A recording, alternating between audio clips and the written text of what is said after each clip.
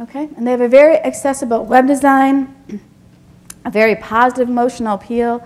You are part of a team, and the women really are part of a team to help us find a cure for depression. And give them participation as empowerment.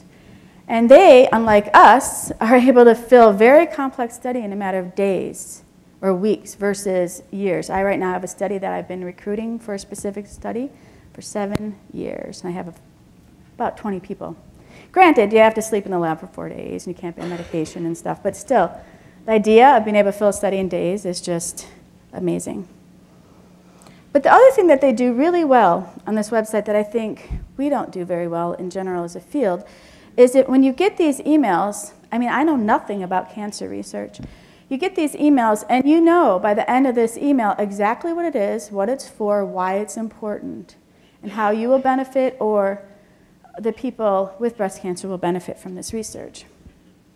They bring the community in as a partner. Okay, so about a year and a half ago, NIMH put out I had been working with Depression Bipolar Support Alliance for helping them with understanding research and how to translate research into the community. They're a very, very, very active outreach organization. So a call came out from the National Institute of Mental Health for partnerships with academic institutions with the community. So I saw this as a perfect opportunity to help support DBSA, as well as try to understand what the factors were involved in why people weren't participating in research and how we could make the experience better for folks. Does that make sense? So in partnership with DBSA, we want to improve recruitment strategies in order to improve the experience for participants, but also increase our numbers so that we could in turn give treatment, give back to the community much quicker. Plus, I personally have a concern that, again, we tend to recruit people who are white upper middle class. That means we don't have adequate treatments, in my opinion, for people who aren't white upper middle class. And if we don't recruit within those communities, like I said earlier, we're never going to be able to treat them adequately. Okay? So right from the beginning, we completely made this project completely balanced in terms of equal partnership. And we've been working on this for about a year and a half now, Laura? Yeah, a year and a half, 2 years. We have, this is our steering council. I'm sorry, there's a steering council that guides our whole project, half of which are academics, 3 academic professors, and then 3 what we call consumers. And consumers, I mean consumers of mental health services, people with diagnoses. Okay? And the interesting thing about DBSA, to be hired by DBSA, you have to have a mental health issue or have a family member with mental health issue. So everyone on the DBSA side is a consumer or a family member, which actually has turned out to be absolutely critical, in my opinion. As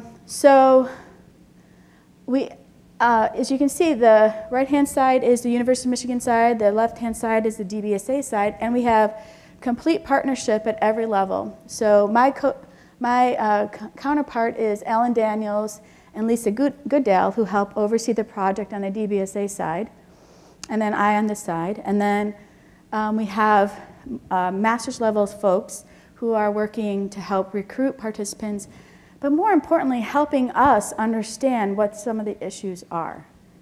And them starting, we were just at a conference this weekend, and they're like, oh my gosh, because they're helping us do this research, and you'll see, and they're like, oh, I can't believe how interesting this is. I can't wait to find out the answer. I'm like, that's why I'm a researcher. It's because I had my first study, and I got sort of addicted to it. I wanted to be a therapist, but then I got, hooked into this, and you can see these folks are like, research is so cool, whereas before they had no idea about research.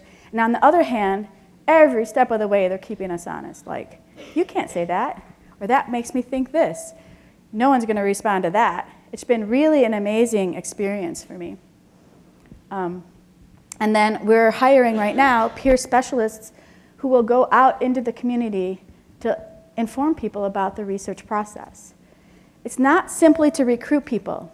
It's to let them know the process and why it's important and what would benefit them or what they should be concerned about or what questions they should have before they participate, and so forth.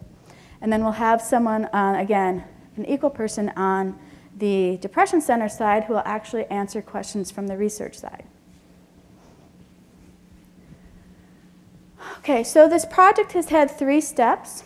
One is assessment, the second will be implementation, and the third will be expand and evaluate to the National Network of Depression Centers, which I'll mention briefly later.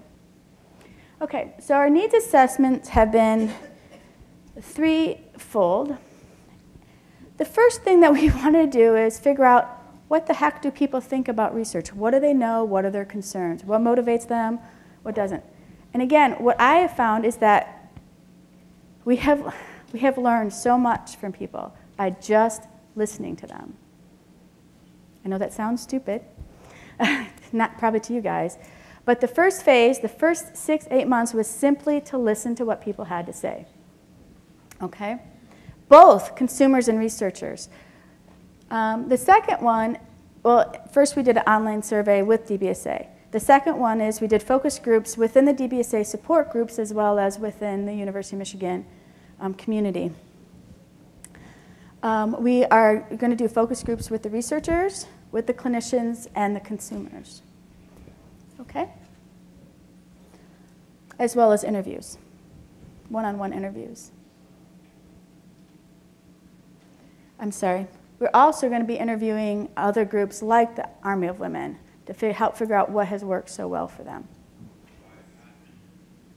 So let me just briefly go over some of our results. The first survey we did, we had 424 participants from the Depression Bipolar Support Alliance website. And you can see the demographics right there. It's a very educated population. It has an overrepresentation in terms of general population of disorders. It has a 58% bipolar. And they're basically middle-aged women. Most of them had never participated in a research project. And those who had, it tended to be Psych 100, right? And weren't very happy that they had to do it. But contrary to what we as researchers thought, when we needed more participants, what do? We raised the amount of money we paid people, thinking that's what was motivating people to come in. Well, in reality, people come in because they want to help people. There's a much stronger altruistic notion than I think most researchers had any clue about. Okay?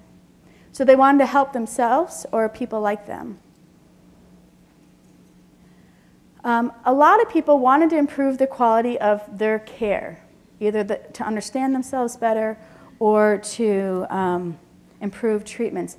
However, people were not willing to give up their medication. They did not want to switch.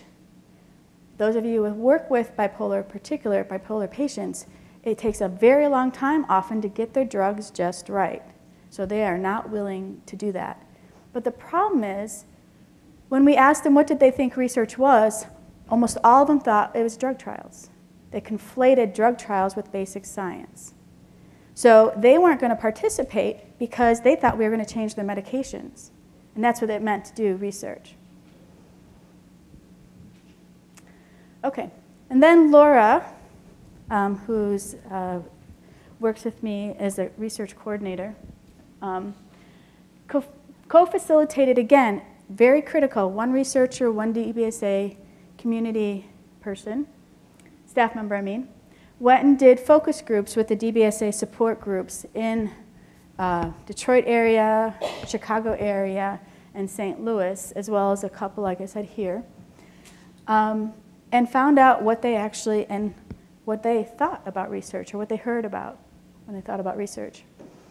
And this was great because unlike the online, we particularly targeted people outside the university community, so we had a much more representative, much more diverse population. Okay. There was a wide range of perception of mental health research. Can you guess what some of those were? Anyone want to shout some out? What was your perception of mental health research, or others?